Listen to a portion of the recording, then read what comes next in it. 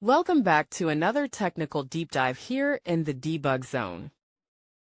Today we're tackling a big question and breaking it down with insights from other users.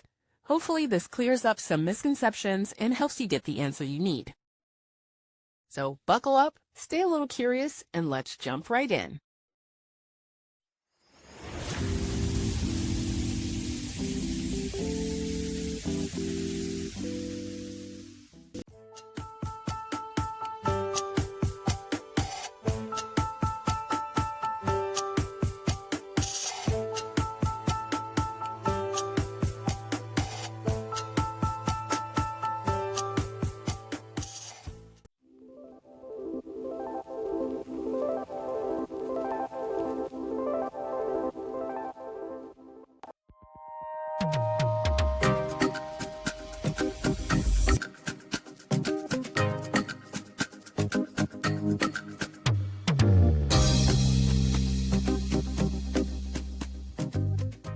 And that's a wrap.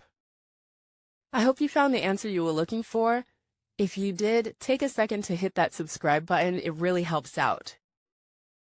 And let me know in the comments which solution worked best for you. See you next time in the debug zone.